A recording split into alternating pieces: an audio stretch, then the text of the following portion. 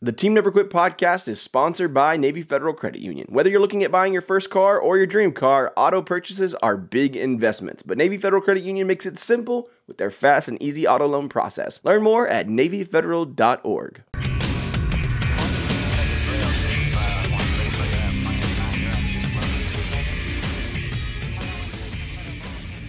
What's up, everybody? Welcome back to another episode of the Team Never Quit podcast. Hanging out with the guys in the studio. Are y'all ready for Shark Week this week? Isn't everybody already started, man? That's one thing I have on my calendar that I have a reminder of. What's funny though, you're not a fan of sharks, right? No, but Shark Week, you're about. I love everything about them. I don't know. It's a weird conundrum I got going on with the shark deal, man. I think because they're just dang powerful. Jaws jacked me up. All right, if y'all want to know the truth, that noise, the music, everything, I hear it every time I get in the water. So even in a pond, pool, just bathtub, feel it. It's all there. Yeah. All right, guys. Well, I've got a Patreon question of the day. If aliens landed on Earth tomorrow and offered to take you home with them, would you go? Hell no. Absolutely not. Yeah, no, I'd probably say no. No, how about you? I'm staying put. I know, right? Yeah.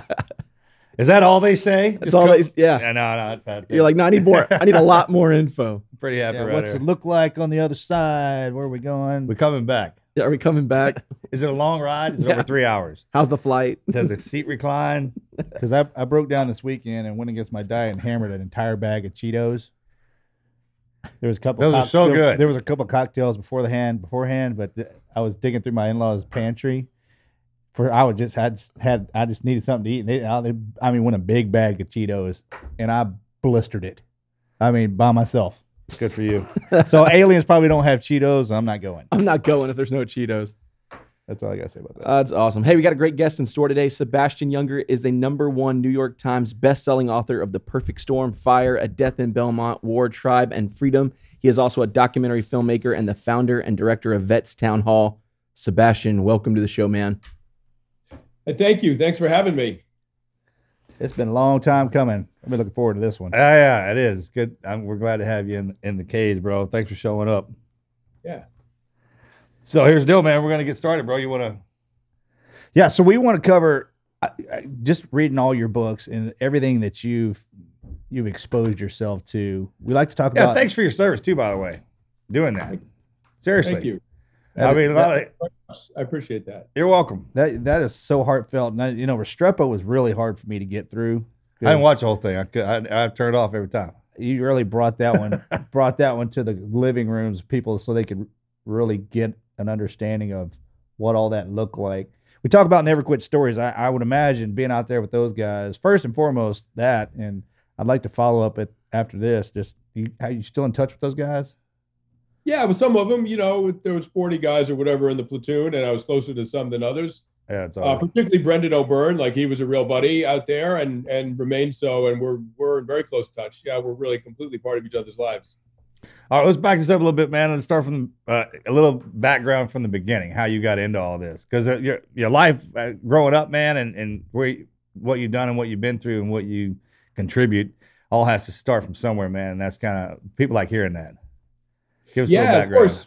Well, listen, I can roll it way back and tell you how I first got into writing. I mean, it's actually kind of interesting. I was an anthropology major in college, and I was a pretty good distance runner, right? And I was the top runner at my college. And if I can boast for a moment, I ran 4:12 for the mile when I was young, which won't get you to the Olympics, but it's like a pretty good time. That's respectable. And so running was my thing, and I heard that on the Navajo reservation, on the Navajo Nation, had amazing runners, right? And so I thought I would write an anthropology thesis on Navajo running, traditional Navajo running, and I spent a summer out there training with their best guys. And I wrote this thesis, and I was a sort of lackluster student in college, but writing the thesis was the most exciting thing I'd ever done. And so I thought, oh, maybe I'll be a journalist. That's, I went somewhere, researched something, and wrote about it. That sounds like journalism. So that was my muddled path into journalism. It took me a long time to figure it out. I wound up working as a climber for tree companies. So I'd work 80, 100 feet in the air with a chainsaw hanging on a rope, taking trees down from the top down. And it's pretty dangerous work. And that's real dangerous. That's extremely dangerous. I tell you what, it's totally safe until you make a mistake, and then it gets real dangerous. That's how it works. And I made a mistake, and I hit my leg with the chainsaw and tore it up. And while I was thinking of, I know I rappelled down, and my crew took me to the hospital, and I was okay, but I was limping around for a couple of months, and I was living in the fishing town of Gloucester, Massachusetts. And I thought maybe, a huge storm hit Gloucester, and it sank a local boat named the Andrea Gale. And so I thought maybe I'll write a book about dangerous jobs, and I'll have one chapter on the Andrea Gale. And that's how I came to write The Perfect Storm. And in the middle of all that, I was interested in war reporting, and I went off to Sarajevo, which was under siege in 1993 by Serb forces. And it was a city of 500,000 people just getting shelled and sniped at every day for 3 straight years. They killed or wounded 1/5 of the civilian population of that city. And this is in Europe, right? This is right next door to Vienna. Yeah. And so I was there for about 6 months, and it got me interested in war reporting. And I managed to get myself to Afghanistan in 1996 when the Taliban were taking over. And then I was back there again with Ahmad Shah Massoud and the Northern Alliance while he was fighting the Taliban and Al-Qaeda. And then after 9/11, I started going back and wound up with U.S. forces at this little outpost called Restrepo. And basically my colleague and I, Tim Hetherington, we each had a video camera, and we taped everything we could, and just let the situation and the men speak for themselves and tried to get out of the way, basically. And that's how the film Restrepo came to be. On your first tour, when you went overseas, and your first war reporting, did you have a point of contact over there, or did you just literally how the hell did you get into that? show I mean, up? I managed to get myself into Afghanistan Right. and Serbia. I'm like, hold on, man. Wait, you just kind of glossed over a whole bunch of stuff, bro. Back it up. No, but you don't. I mean, if you're working with U.S. forces, you can have a point of contact because there's a whole bureaucracy and infrastructure and command to connect to. But if you just go, there was a war in eastern Ethiopia right now. You would, to go cover that, you'd have to make contact somehow with the Tigrayan forces that are fighting the Ethiopian government, and they'd have some press officer somewhere. But it's up to you to figure out who it is. So, when I went over there, Afghanistan was in civil war, much like the civil war that's probably coming again now. And there was a nominal government in Kabul. And so, they didn't know we were coming or anything. We took a Red Cross flight into Kabul from Pakistan. And as soon as we hit the ground, we made contact with the government and got some kind of, press pass or whatever. All this stuff is so jury rigged, you have to understand. Yeah. And then, then basically we could do what we want. So no, you're totally on your own. There's no network, you're on your own over there. Do you have support and the backing of the American government while you're do you fall under the status forces agreement, or are you just, hey, you didn't come over here on installation, you're out? No. I mean, if they'd imprisoned me, if they charged me with spying or something or whatever, the government would do the best to get me out, but I don't think they had an embassy in there. I mean, probably the closest embassy was Pakistan. I imagine Pakistani officials in Afghanistan might have tried to get me out. I'm not sure, but no. The U.S. government has nothing to do with this. I mean, if you decide to, we were just traveling. Essentially, we were travelers, but we were travelers to a war-torn country, and the U.S. government has nothing to do with it. Right. Kind of at your will, right? At your leisure. Buddy, that's brazen. And that all started because you started writing about running. Well, if you trace it back far enough, yeah.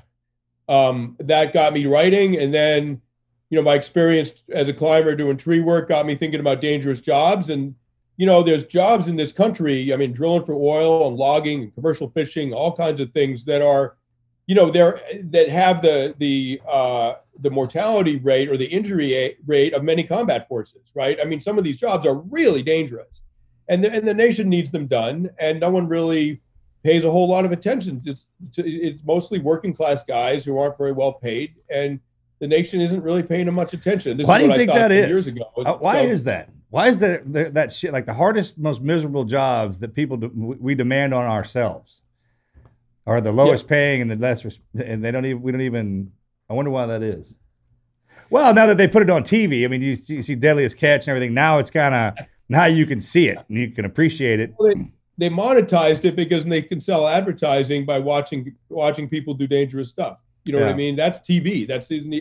Those guys are still making whatever they're making, pulling in a fish. And, logging is super dangerous. Oh my God, logging is so dangerous. Drilling for oil. I mean, I know a guy, he just passed away. He's an older guy, but he worked in Texas. And when he was a young guy in the oil fields, they had an explosion, and he looked down, and all he was wearing was his boots and his belt. It flash burned the clothes right off him. And they couldn't even get him to a hospital for 2 days. They just put him on morphine and waited for him to die. And he didn't die. He was a tough bastard. Apparently. And that's a great story. In the 60s, probably. That's amazing. Yeah. That'd be a good reality check, wouldn't it? Hey, were you actually out? Clothed, Were you actually out in Mass during the perfect storm? Was I out where? Say again? When the perfect storm hit, when you wrote the book, I mean, were you out? Did you live out there during all that? I was living in Gloucester. Yeah. I was living in Gloucester, Massachusetts, where the boat that was lost, the Andrea Gale, was from Gloucester. So I was living in Gloucester. I was working as a climber for tree companies. And when the storm hit, I was limping around from a chainsaw injury, and I heard about this boat. And I went down to the bar. The mother of the guy, one of the men who died, was the bartender at a local fisherman's bar. And I went down there and introduced myself, and they were super friendly. They sniffed me out a bit to make sure I was an okay guy. And the mom decided, okay, I'm going to talk to this guy, and she did. And otherwise there would be no book. Ethel Shatford was her name. A great book, great movie story, too. Movie too.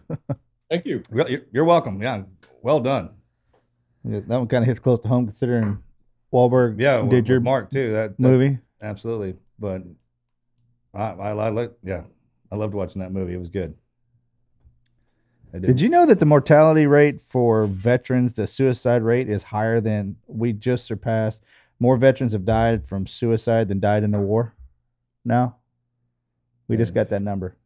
Yeah. I mean, listen, it's all tragic. Wherever that mark falls, every one of those deaths is tragic. I mean, what I would say about suicide, I mean, I have an aunt who took her own life. My best friend took his own life. I mean, unfortunately, most Americans have an experience with suicide. And, what I would say about veteran suicide, a really important thing is to look at what age these veterans are taking their lives at. I mean, my understanding, at least when I did some research some years ago, is that the majority of veteran suicides are Vietnam era veterans, which what that raises is the issue that some of the problems that are leading these people to make that terrible choice might be associated with aging and job loss and poor health and loss of marriages and things like that. So you just have to, if you want to cure the problem, you got to make sure you understand what the the forces are that are working on these people. And if they're older vets, then it may not be a combat issue. It might be a life issue that comes at the end of life. It seems to be generational. Now it's World War II, we're moving in, coming out of Korea into Vietnam. Now we're going into Gulf War. Right. Right. I think there's a narrative of young people coming back from the war in Afghanistan, very traumatized from combat and taking their own life as a direct product of that trauma. And of course that happens. I mean, trauma is devastating, and combat is a huge stress on anybody. And if you are already struggling with some psychological demons, like that can definitely put people over the edge. But I think it's very important to understand like that narrative that the public has for understandable reasons doesn't necessarily reflect the actual statistics about who takes their life and when in their lives. All right. What's I wanted to ask you this before we kick this thing off. Just put it. What out of everything all the experiences you had, there's got to be one. There's got to be one story that sticks out. Oh my God, this actually happened. Yeah. I mean, oh God, I don't even know how to pick one out. I mean, I was in Liberia during the Civil War, and the rebels were besieging the capital, and the government, the totally corrupt Charles Taylor government, detained me and interrogated me and accused me of being a spy and kicked me out of the country, knowing that I couldn't leave because the capital was besieged. And then they started coming after. They came to get me the next day, knowing I couldn't leave the country and I'd violated their terms. And I went into hiding, and I remember being on the roof of the hotel The Capitol is besieged, mortar rounds are coming in. There are dead and wounded people everywhere. And I'm on the roof of the hotel hiding from the security forces, smoking a cigarette, looking maybe 300 yards away to the U.S. Embassy and the American flag, and thinking if I could just get there, I would be safe, and I can't even freaking get there. And it was a moment in my life. I was absolutely terrified. Way scarier than any combat I was in with U.S. forces in some ways, because I was totally on my own on that roof. That sticks out. And I got to say, I was with Massoud in 2000 fighting the Taliban, right? I mean, that was extraordinary experience. We got shelled so hard they killed our horses at one point. We were out on a front line with Massoud's forces, and we took an hour of Katyusha rocket fire without any return fire on our side. They had no artillery, and we just got spanked for an hour, and we were able to get down into the dirt, but the horses couldn't. And that sticks out in my mind. The first time I had PTSD was coming back from that. And I would panic in the New York subway for some reason. I didn't understand why. And I realized, finally it was Afghanistan. That's why I keep panicking in small spaces with too many people. But it took a long time for me to figure that out.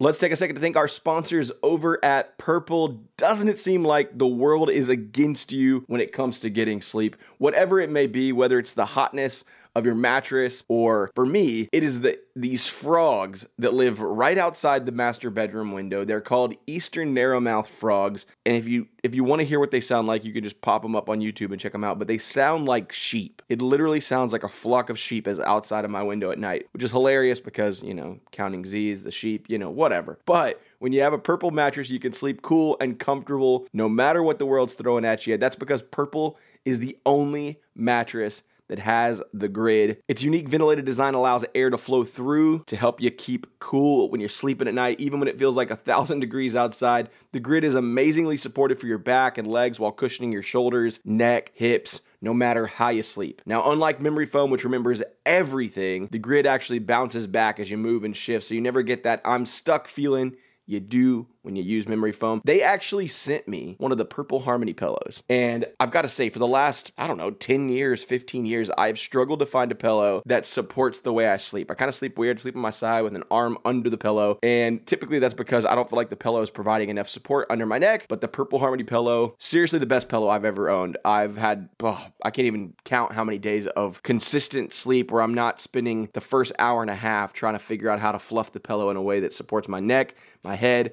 But this pillow is incredible. It's got that same grid, which means you're gonna get that support you need. It's got the airflow, and I am sleeping a cool night's sleep. I definitely want you guys to check out Purple because they're awesome. So if you've been struggling to get a good night's sleep and you're looking for the best night's sleep of your life, then Purple Mattress will allow you to try it out risk-free with free shipping and returns. They've even got financing available. Purple is comfort reinvented. Right now, you're gonna get 10% off any order of $200 or more, whether that means you're gonna get a bunch of their pillows or you check out one of their awesome mattresses. All you have to do is go to purple.com/TNQ. Use our promo code TNQ. That's purple.com/TNQ. Promo code TNQ. They're going to give you 10% off any order of $200 or more. Purple.com/TNQ. Promo code TNQ. Terms apply. Make sure you check them out.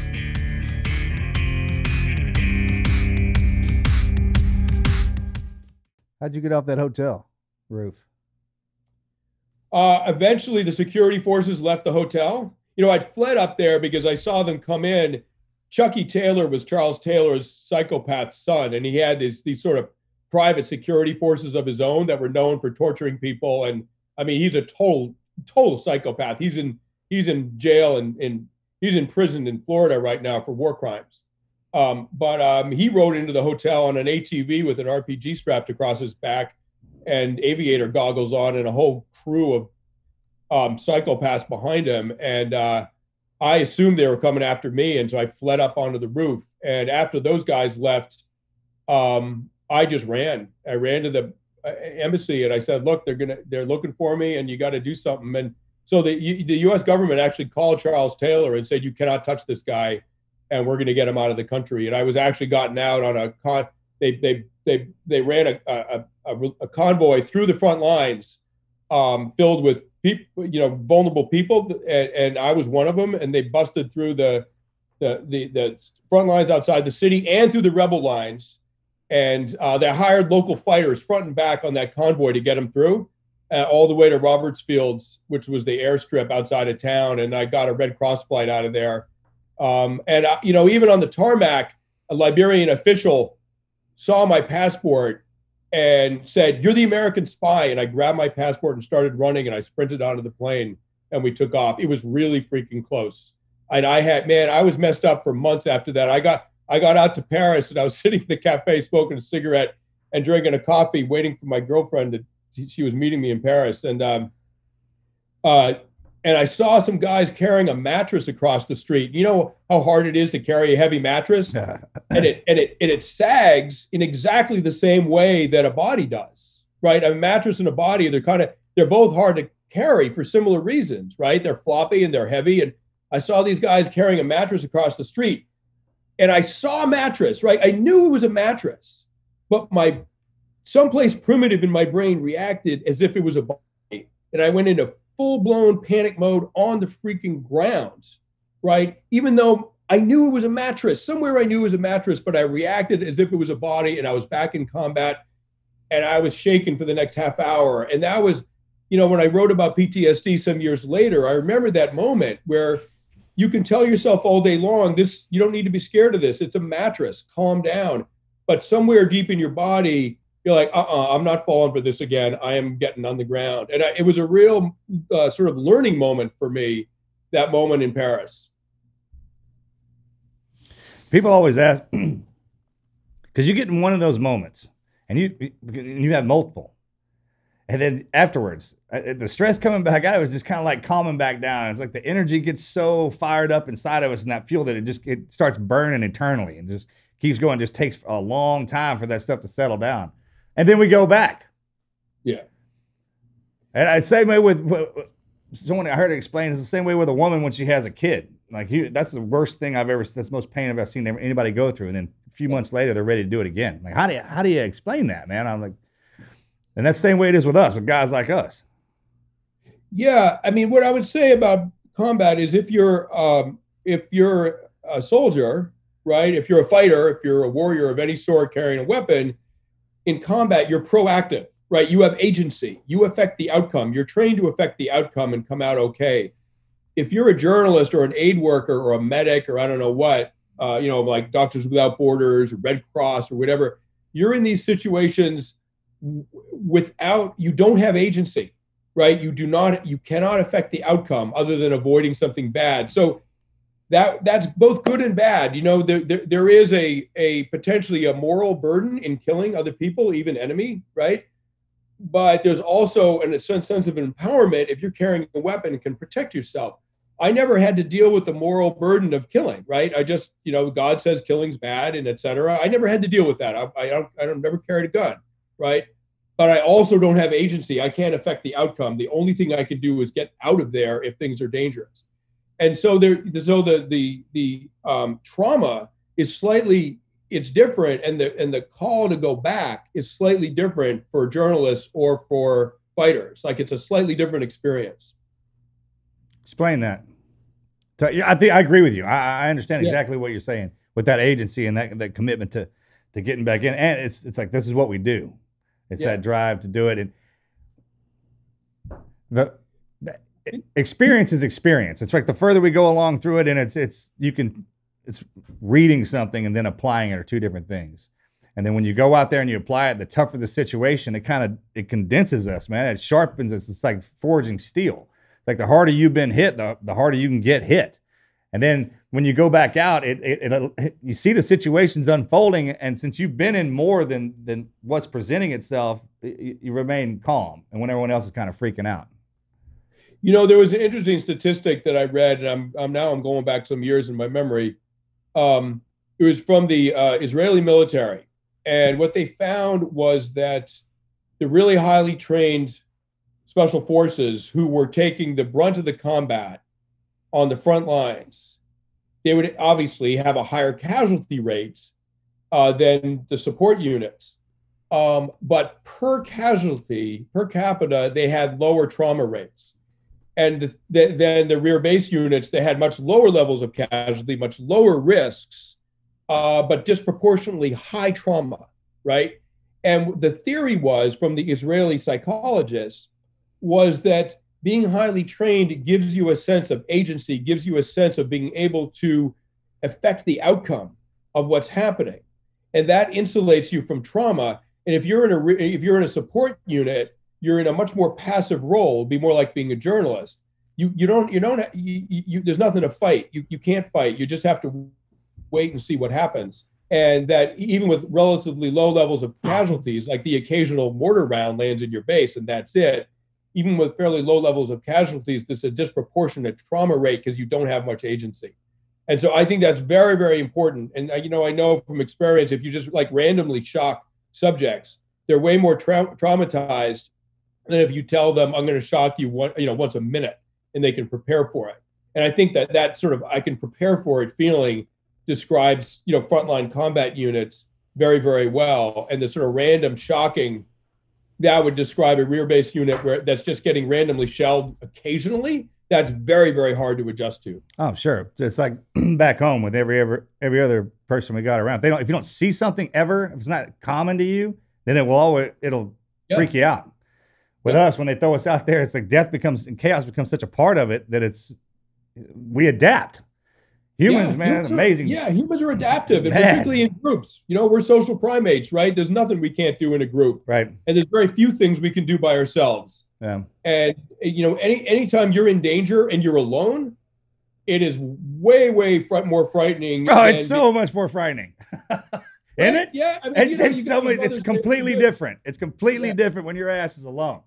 Like when stuff goes down, you got your buddies with you. It's like, we're still always good. We were always good. That's right. It's like a different gland or a chemical altogether that shoots through you when you're alone and that fear comes in. When you're being hunted. I tell you what, being alone and in danger is not exciting, right? No, it's not, right? No one wants to go back to that. It's not even a cool story. To that roof, that hotel roof in Liberia. I don't want to go back to that, right? I was totally by myself, right? I mean, the only friend I had was a pack of cigarettes. Jesus, right? Like no one wants that. And but with your brothers, with your buddies, what won't you face? And facing that threat down and coming out okay might be one of the most intoxicating experiences a person can have. Arguably that and having a child, I would say. That's a great perspective. It is, right? When you come out of that, it's like when you watch sports teams win something, the way they celebrate with each other, even though it was chaos for us, you come down out of it. The celebration is life itself, that we're still together. And then after a while, we start talking about it. Because, it has to gurgle around in your head just what went down. And then when you kind of see it, someone will start talking about it, and you're like, oh, yeah, it was crazy. And then we start grinning. Like, I can't believe we lived through that. It was amazing. That's right. No, I know. Watch the difference between a football team or a soccer team celebrating and a tennis player. The tennis player is by himself or by herself, right? It's a totally different. You can just watch and see. It's a totally different experience of winning. That's same with golf, right? You just sit there, you're like, yeah, and that's it. Yeah. All right, man. That's cool. You had a pretty major. I'm a brain guy. You had a pretty bad run last summer, huh? I did. Man. We're glad you're still here, by the way. Good to see you. You look great. Yeah, man. You look great. It's good stuff. Tough son of a bitch, man. Yeah. When you asked what was the thing that sticks out most in my mind, I was tempted, and I can tell the story if you like of what happened. I was tempted to answer with what happened last year. I've been in a lot of danger at different points in my career as a journalist. I stopped war reporting after my buddy Tim got killed in Libya, but the most danger I've ever been in was in my own driveway. And I had last summer, I'm in good health. I run a lot. I box. Like I'm a healthy guy, 59, like I'm squared away. And I had an undiagnosed aneurysm in my pancreatic artery in my abdomen, asymptomatic, undiagnosed, and just a silent killer. It was a congenital thing, right? There's nothing to do with cholesterol or anything like that, right? This is just a deformity in the artery, in one artery, and it ballooned out. It had a weak spot and it ballooned out. And a year ago in June, it burst. and I started bleeding out into my own abdomen. So if you get stabbed or shot, the medics know where the wound is. They know they know what to plug, right? They can go in and clamp the artery. They can do all kinds of stuff. If you haven't been wounded, if you're just bleeding out internally, they don't know where to start looking, right? And I was going to ask you how they even found that. That's amazing. In time to save your life. Yeah. And, I got 2 little girls. I got a 4-year-old and a 4.5 and 1.5 who I love more than anything. And the most traumatizing thing that's ever happened to me was finding out when I woke up in the ICU the next day that I'd almost died. And that in my mind, I'm thinking, oh my God, forget about me almost dying. My little girls almost lost their daddy. I mean, that was foremost in my mind that was the upsetting thing. And my wife almost lost her husband. And, so I started bleeding out into my abdomen. I just had this sort of sharp pain in my belly. Did you feel that? Did it hurt? What'd that feel like? Did you? It hurt, but I mean, kidney stones hurt more, right? I mean, I was just like, oh, Jesus, what is that? That's some indigestion. Damn. But I couldn't get comfortable, right? And I stood up to walk around and I almost couldn't keep my feet.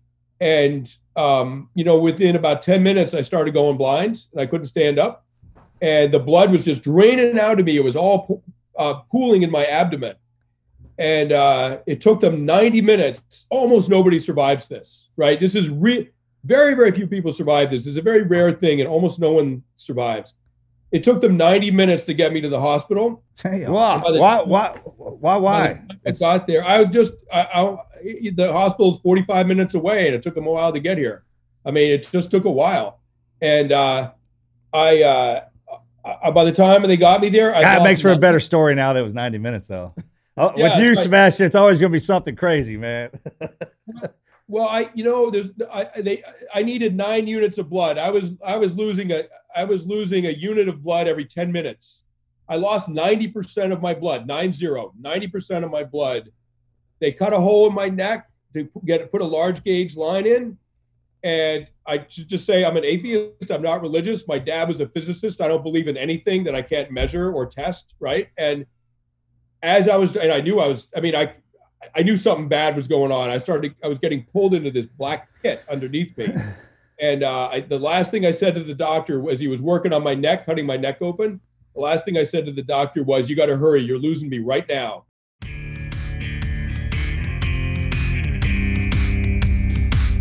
This episode of the podcast brought to you by Mountain Tough. One of the things that makes the Team Never Quit community so special is the fact that we support each other. We lift each other up. We encourage each other. The stories that we deliver every single week are designed to help you find that inner fight, that inner never quit that you need to push through every single day. And that's what I really love about the guys over at Mountain Tough. Mountain Tough Fitness Labs believes eliminating psychological barriers is the key to reaching your goals. And that's my favorite part about everything that they're doing. Their focus on mental toughness.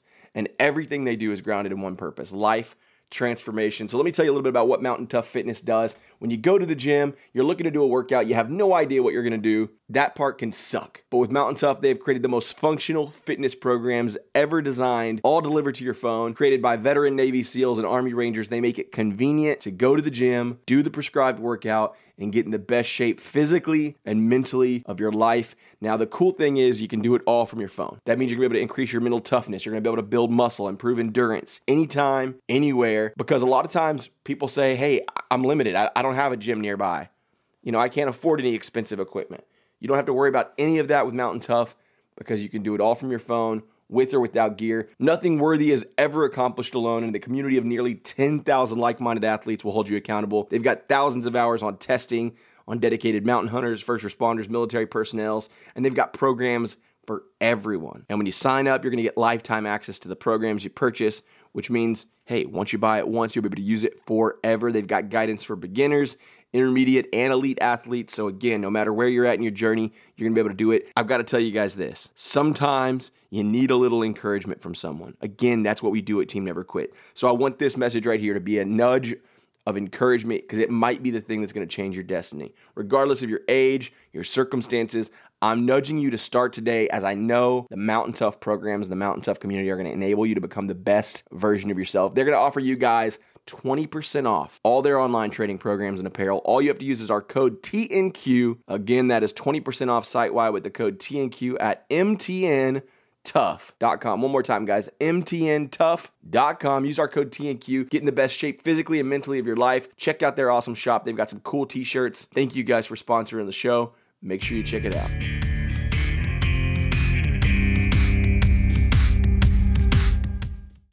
And my dead father showed up above me, trying to comfort me, trying to engage me. Like, not right now, Dad. I got something. Yeah, I was like, no, I don't. He's dead, right? I was like, I didn't want to have anything. I love him, right? But I didn't want to have anything to do with him. And I can't explain why he was there because I didn't know I was dying. I don't know what he was doing there. And I looked into it. Like a lot of people with near-death experiences don't know they're dying, but invariably, very, very common, a dead relative shows up to comfort them or tell them to go back or whatever it may be. And they put 10 units of blood into me, and it took them 6 hours using a fluoroscope and a catheter, and they finally figured out where the leak was, and they embolized it, and they saved my life. And I'm still traumatized by it. The fact that you could die in your own driveway in front of your family is so upsetting. It's way more upsetting than getting shot in combat. Oh, of course. Of course. 90, they gave you an extra unit. 90 units just, man. And they just deliver. So I didn't know where all that went. When all that blood pools up inside your body, you may have been unconscious, but it goes down. Yeah. Into, I got to imagine, I saw a guy, I was sitting there with a guy, and he had a bleed in his guts, and it all drained down. For a man, goes right into his scrotum. Yeah, you can bleed out your pelvis, and that's exactly what. Wow. Most people aren't aware of the fact that you can bleed out into your femur. Yeah, you can. That doctor rolled that sheet back on that guy, and it looked like a basketball. Yeah. Wow. I was like, is that normal? And they were like, that's where it goes. It didn't on me. Like I was just in my abdomen. I had a huge hematoma. Now I was horizontal the whole time. I don't know. But yeah, it was in my abdomen, around my viscera, on my back, like around my kidneys. It's really stressed things out. Like a SOB. I know you don't believe in things you can't see or measure, man, but love, you can't see or measure that. And it has to be your love of life, because your stories are incredible. Just not the stories you write about. The biggest thing about it, the most impressive thing to me about is you. You don't ever talk about that part. You talk about everything else, but just in itself, the nature of the path that you walk is unbelievable. Somebody ought to write a book, especially without a damn weapon. Somebody ought to write a book about you know what I mean? In those places where you accidentally get yourself into these civil wars, and just to watch, to journal, to tell that story, man, and then going through that. Well, I appreciate it. I mean, let me just, call out to my brothers and sisters in the profession. There's a lot of people, a lot of journalists like me, men and women both, who have run a lot of risks to tell the world what's going on in the world. And many of, like my buddy Tim, many of them have paid the price. They've died, right? And so I would say on the spectrum of foreign reporters, I'm at the low end. I mean, there are people that have done this for 20 years straight, nonstop. That wasn't me. Like I know guys who have taken risks that would give me nightmares just to know about. And so I appreciate the compliment, but understand there's a whole regimen of people out there doing this. I was going to ask, man, do y'all have y'all's own patch, like war correspondent training facility? Like the guys who go through sit back now, that what you've seen, because I mean, it's completely different than any other kind of journalism. Yeah, I mean, you earn your patch by being in the wars. There's no training. I mean, I didn't have any training. I wound up in Sarajevo, and I wouldn't say it was super dangerous or anything, but if you've never been mortared or shot at before, you get kind of jumpy, right? And I was there by myself. I mean, I wasn't part of a unit. I was just there on my own. Yeah, but you kind of are, man, because y'all share the stories. You hear each other, where they're at, and what you're talking about, and what you're writing about. Everyone hears the exploits of. You sit up on top of that roof, getting hunted down by the crazed son of the leader of a place, man. That's amazing. That's a great story. That was a lonely moment. Right? My buddy, the buddy I was there with, He's Dutch. I was American. So, the Dutch journalists make terrible pawns, right? Like nobody cares, right? Charles Taylor wanted an American to bargain with because he was besieged and he needed some leverage to like force a solution that was good for him. And that's what I was about, I think. And so my buddy was in his, he wasn't being hunted, right? It was just me. As far as, I got a question. A lot of people say that when they don't like America, but it's a reassuring feeling in your heart that that someone will come get you. Yeah. Ultimately, look, we're out there hanging out by ourselves. If we get wrapped up and then someone uses it, that there are people back here that'll come get you. Yeah, I think there's other Western nations particularly will do that. America just has such incredible resources. You guys probably know the numbers, but the U.S. Navy is, what is it, like 10 times larger than all the other world's navies combined or something insane like that, right? Like, so, America just has incredible resources that they can call on. Belgium, what do they got around the world? They don't, whatever, like Holland, like they just don't have those resources.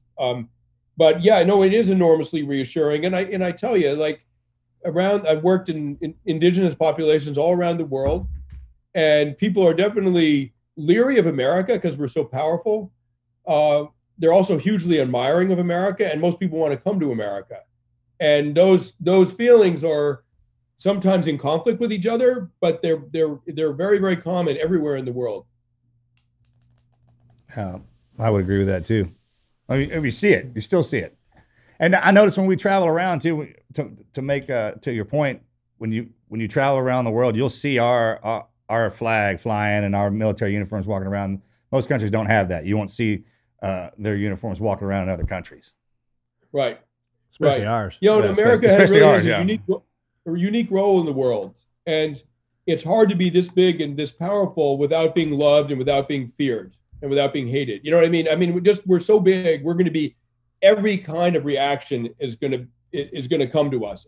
And that, but we do get all of it. And, I've heard people say that they hate America and then ask how to get a visa. You know what I mean? Sure. Whatever. It's crazy. And if Americans were in that position of if America were a small, weak country and there was a really big, powerful country somewhere, we'd be having the same reaction to that. That's just that's human nature. When you hear people talk about why is America always getting into skirmishes around the world, I'm like, well, we're made up of everybody. If something's going down in their old country, they got family members back there, or we pay attention to it. We're mindful of all that.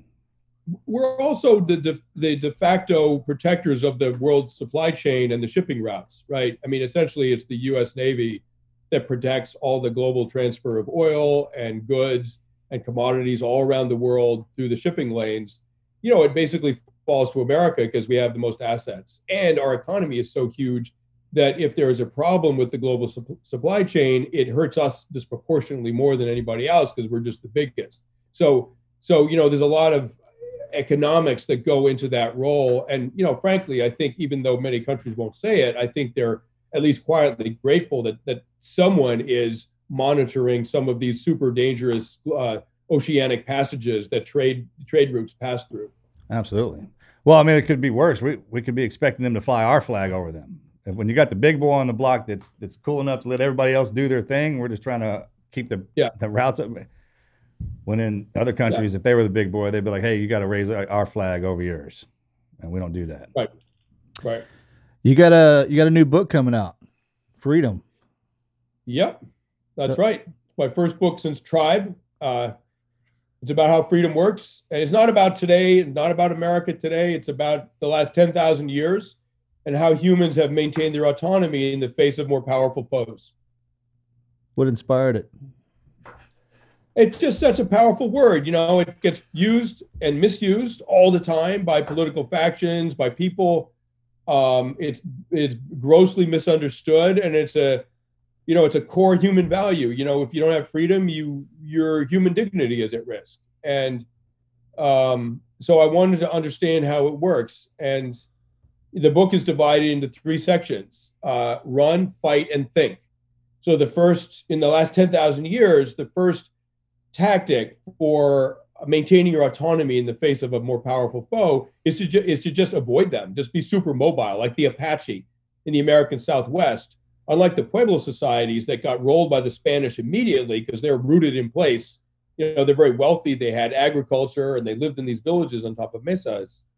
The Apache were poor and mobile, and because they could run away, because they could hide, they retained their autonomy almost until 1900. But basically, if you can't outrun them, you're going to have to outfight them. And humans are the only mammalian species where a smaller individual or a smaller group can outfight a larger one. And so I looked at the dynamics of that, both in like mixed martial arts and boxing, but also on the battlefield. I looked at the Montenegrins in the early 1600s. They were this wild mountain tribe in Eastern Europe, and they were invaded by the Ottoman Empire in the early 1600s. They were outnumbered 12-1. Right, they were invaded with artillery and cavalry, outnumbered 12-1, and the Montenegrins just annihilated the Ottomans. The fact that humans can do that, either in a street corner fist fight, the smaller guy can win, or in a situation like Montenegro in the early 1600s, the fact that humans can do that means that there is a possibility of freedom. I mean, otherwise, the American revolutionaries could not have defeated the Brits. And then finally, think. I mean, if you can't outrun them and you can't outfight them, you're going to have to outthink them. And that's where some of the sort of radical movements that occur in countries like, uprisings against dictators, things like that. The labor movement in this country, around 100 years ago, the Easter Rising in Ireland, where the Irish rose up against the Brits. That's where the sort of tactical, strategic chess game comes into play. Where the overwhelming force of the government and the military still might not win against a popular uprising.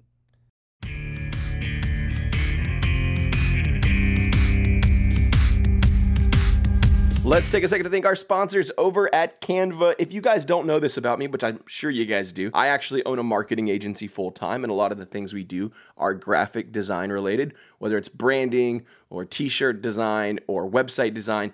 Everything we do is related to graphic design. And before I found out about Canva, every time I had to create an idea for a client, it was completely from scratch. And in most cases, that's totally fine. But in some cases, we have things that we need to knock out really quickly, or we have a client that wants something super fast.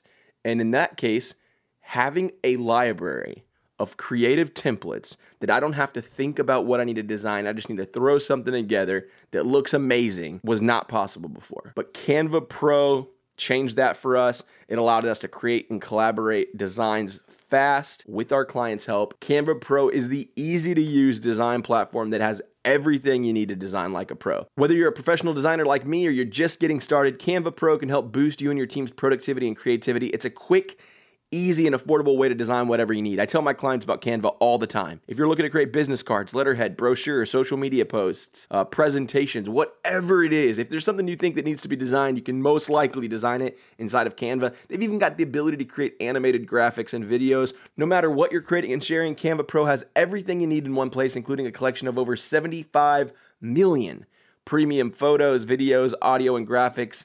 Plus, Canva Pro comes with time-saving tools that simplify and speed up the creative process. You get all this and more in just one Canva Pro subscription. I think my favorite Canva Pro feature is the collaboration tools as well as the brand assets component. So collaboration tools allow me and my team to work on the same designs, leave feedback, quickly pick up where one person left off. And the brand palettes, that is my favorite feature because I do work with a lot of customers and clients. I can actually save colors, fonts, layouts to be used over and over again on additional work that I design without having to bring all that stuff in every single time. There's no idea too big or too small for Canva Pro. You can do anything. You guys out there doing nonprofit work, you can create social graphics. You business folks out there, you can create logos, business cards, presentations. Really, no matter what you're doing, Canva is going to allow you to create things that are just incredible, whether it's t-shirts, whatever. I'm telling you guys, go sign up for Canva right now. You're going to see you can do anything in there. Design like a pro with Canva Pro. Right now, you can get a free 45-day extended trial. All you guys need to do is use our promo code. Just go to canva.me/TNQP to get that 45-day extended trial. That's Canva, CANVA.me/TNQP. Canva.me/TNQP. Check it out, guys. and design like a pro.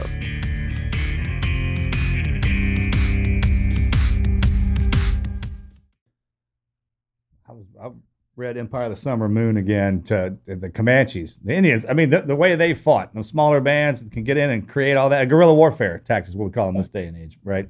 But it's their ability to fight together. It's like that war tribe. When they were talking about how they had their war chief, the chief of the tribe was different from the war chief. It's kind of the same way in the Navy. We have chiefs throughout the Navy, and they were in charge of certain battle plans. Because when they would ask who's in charge, it's like, well, that's a relative term to what you're doing and where you're at. Because when we were out in the battlefield, the chief was running the show. And if they killed him, they would disband. They didn't know what to do. But the power that runs through the coupling of humans together, man, is unbelievable. It's like attaching it all together. It's an energy that's unstoppable.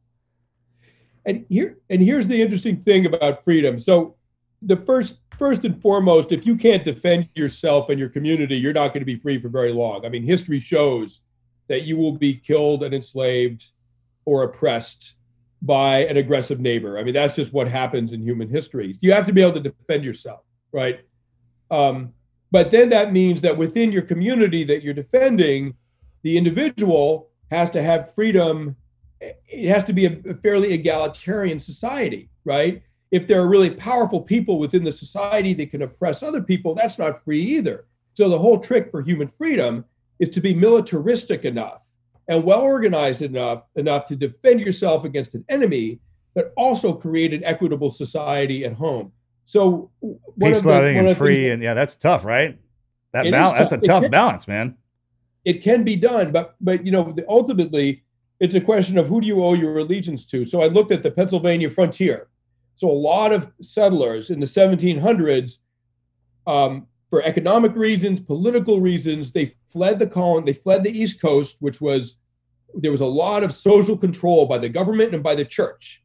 And some people, sort of Daniel Boone type characters, just didn't want people on their backs, right? And they went into the wilderness, which of course is a place of enormous freedom and enormous danger. And so what happened with those people was that in order to survive in the wilderness, particularly during the Indian Wars, which were a bloody mess, right? On both sides. I mean, it was brutal. Horrible. Yeah. What the settlers needed to do was have sort of local defense pacts where you, particularly the adult males, vowed to commit their life to defending the community. And if you were not willing to carry a gun and a scalping knife and a tomahawk at all times and fight at a moment's notice and give your life, if necessary, to defend the community against an Indian attack, if you weren't willing to do that, you were not wanted, right? So you were free from the government, but not free from the expectations of your own local community. Basically, we were talking about before, if you're in danger by yourself, it's terrifying. It's not exciting, it's terrifying, right? Humans don't survive in nature by themselves. They need other people. And as soon as you have a group, a survival group, you are indebted to that group, right? You have to respect its norms, and you're not free from the norms of that group. So the whole trick is, how do you pick a group, whether it's a neighborhood or a platoon or a nation? How do you pick a group that you're willing to die for? Like that's or at least make some sacrifices for and answer to. That's the whole trick to human freedom. Back then, it wouldn't have been that difficult to create that bond because things were so hard. I mean, everyone had to kind of pitch. You had to do something, right? Right. That's right. And it's the irony, I think, about modern society. I mean, we live in we are very lucky to live in an affluent Western society, to live in America. But the downside, there's a downside to everything, right? The downside is that the easier things get, the less of a sense we have of belonging to a group. We don't need the group to survive, right? You don't need to live you're not in a survival group. You don't need a survival group to go to the Stop and Shop and buy dinner, right? You know what I mean? Like, and that loss of community, that the survival community that humans have depended on for tens of thousands of years, we live in a society that is so wealthy, we actually don't need that survival community. So we lose the sense of owing anything to anyone. And frankly, it feels good to owe something and to make good on your promise and your good word as a person within the community. That actually feels good. It doesn't feel bad. It feels good. And a lot of people are deprived of that feeling until there's a hurricane or a tornado or whatever. And there's a real human loss there. That's a that was amazing perspective. That was an interesting point too. The when you were talking about how we can wake up to fight at a moment's notice, like especially it's been trained in us, but more civilized we get in our country is like we train all the civilians like, hey, no violence.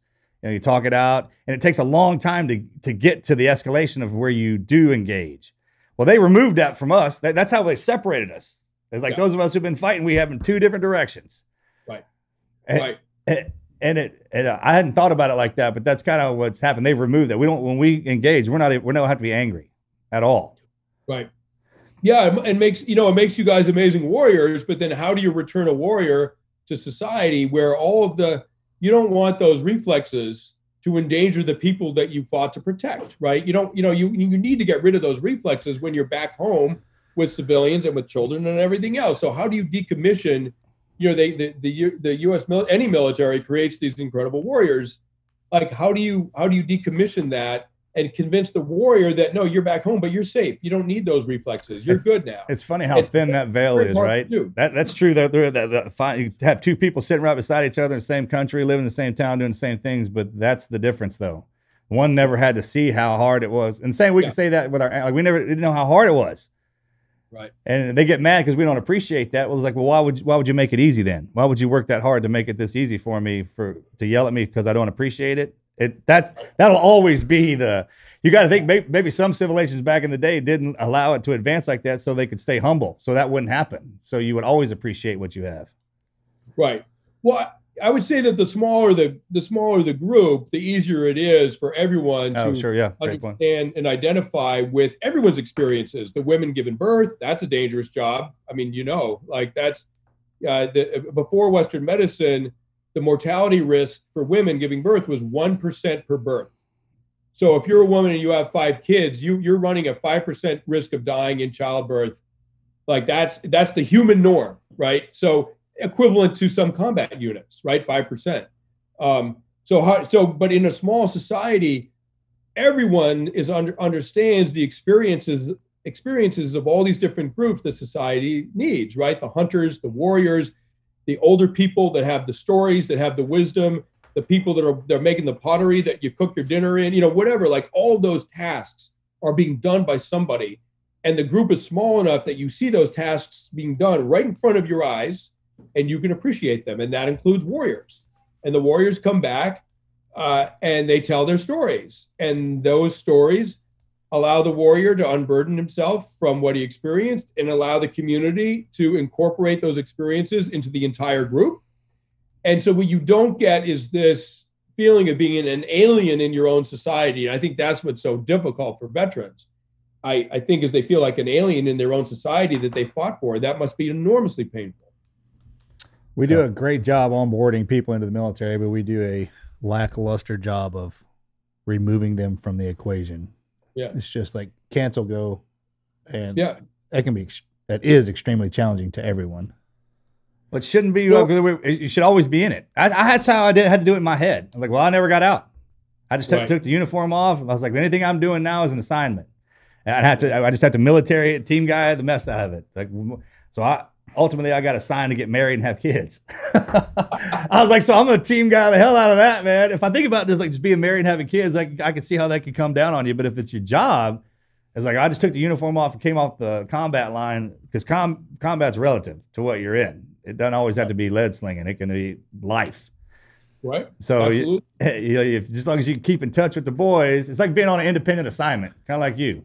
Yeah. If you could just hear some of your boys like, hey, you're doing a good job. You're in it. You're doing what you're supposed to be doing. It's like, yeah, but it's hard. It's like, our life's hard. That's why we're in it.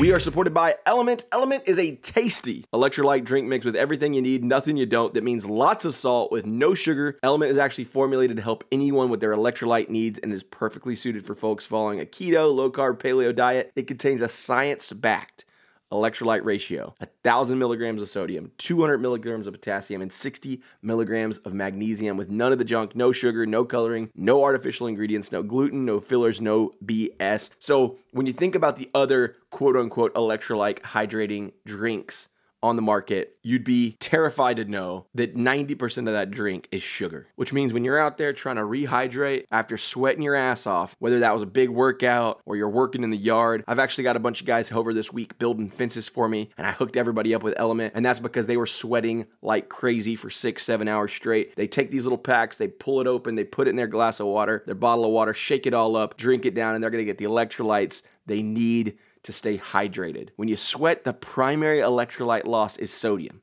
Athletes can lose up to 7 grams per day, and when sodium isn't replaced, it's common to experience those muscle cramps, the fatigue. That's not good. Electrolytes also play a critical role in many other conditions and serve other functions: brain, mental health, breastfeeding, regulating appetite, curbing cravings, and a lot more. Everyone needs electrolytes, especially those on the low-carb diets, those folks practicing intermittent fasting, people who are super physically active, or maybe just sweat a ton like the guys that are building my fence this week. Rob Wolf is the co-founder, a colleague, a health leader. This guy knows his shit. And he created this product because he was not performing at his best. His coaches said, hey, listen, dude, you're not getting enough electrolytes. He got it. It clicked. That's when Element was born. You guys, my favorite flavor of this stuff, I've got to say, I'm going to just preface this. It is salty, and it is intended to be salty because you are trying to get those electrolytes back up in your body. And all the flavors are awesome, but I think my favorite flavor is the watermelon salt. It's delicious. It gets you going. I was working out hardcore in the yard yesterday, and I was sweating like crazy. Chunked one of those into a bottle, shook it up, had it. A few hours later, good to go.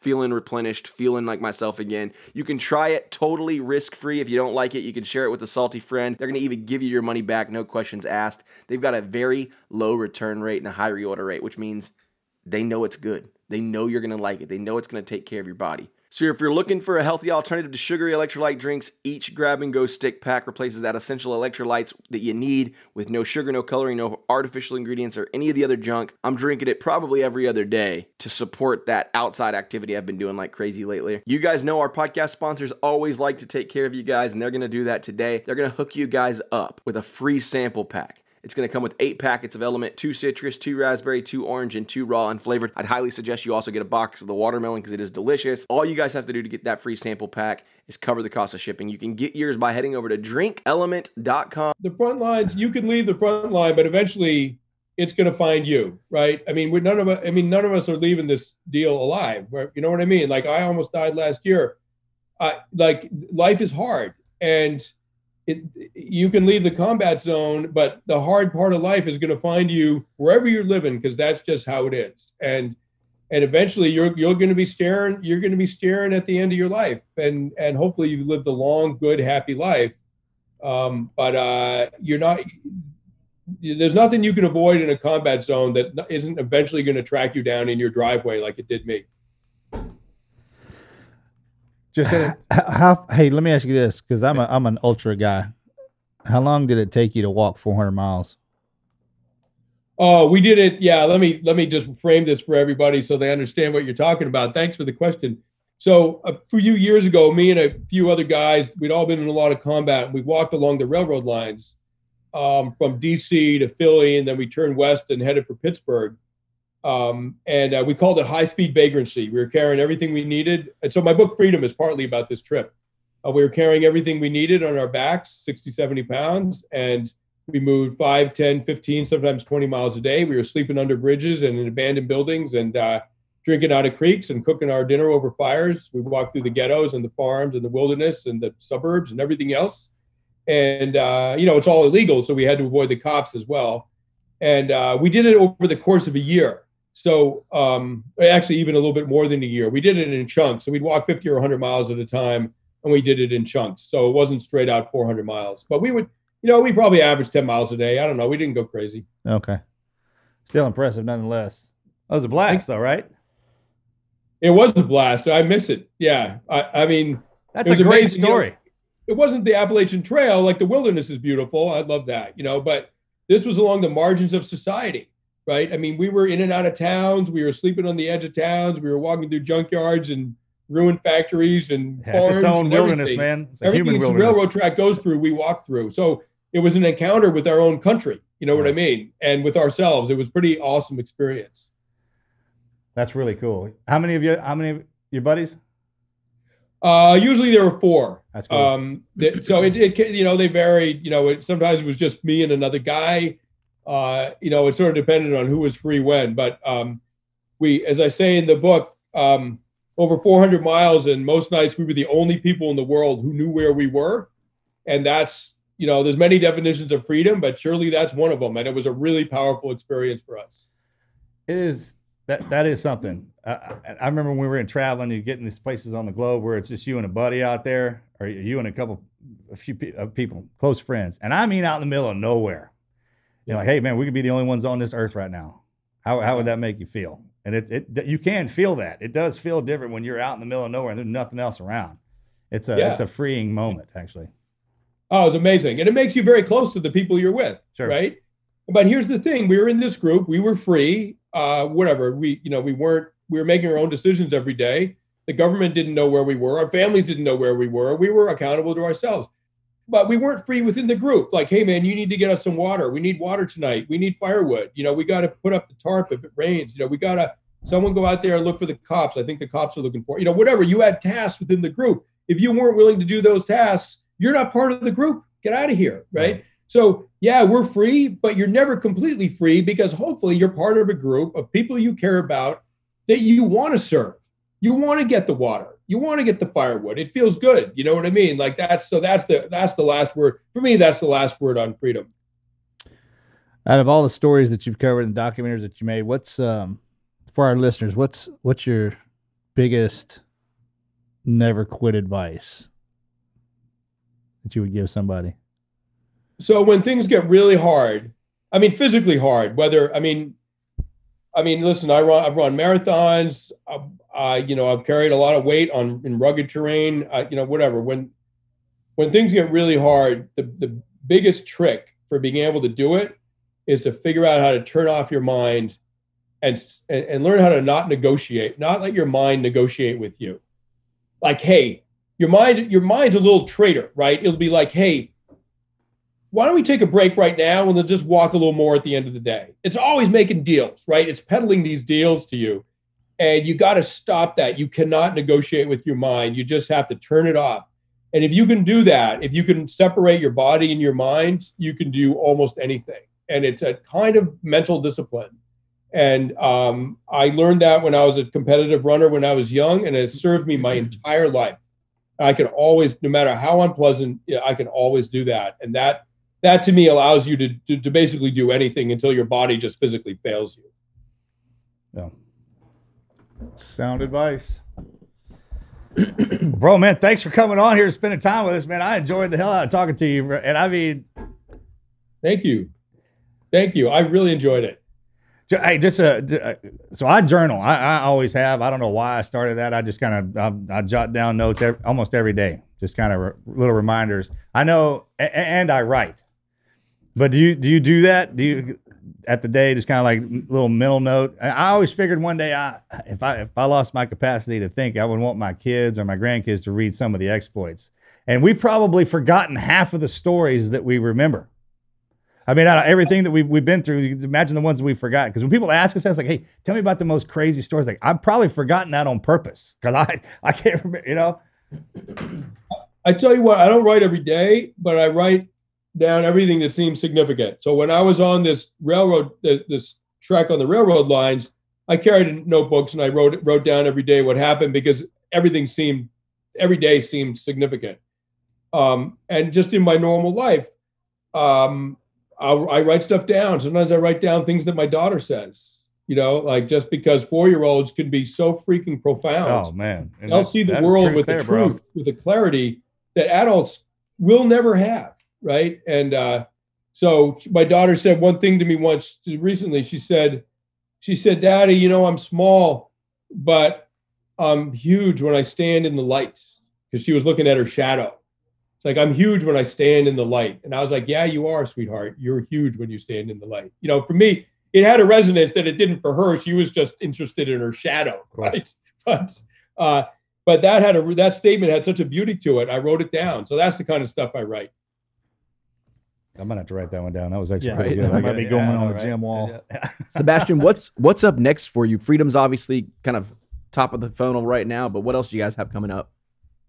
I'm gonna be writing about what happened to me when I almost died last year, and I'm gonna try to understand in physical terms, in scientific terms, what my dad was doing there, and what happens when people die and they keep seeing their dead ancestors. I mean, I know religious people have an explanation for that, and I respect that, but for me, that only takes you so far. I want to understand it a little more profoundly, and so I'm going to be writing a book called Pulse about why we're alive and what happens when we die. That's awesome. How can people follow you, support you, all that good stuff? Yeah, well, listen, my website is sebastianjunger.com. Pretty simple. The last name is Junger, sebastianjunger.com. And I got a lot of interesting stuff on there, all my documentaries, all my books, and an initiative called Veterans Town Hall, which we're taking nationwide. We're on Veterans Day. Veterans get to speak for 10 minutes each in their town hall to their community about what it felt like to serve in war.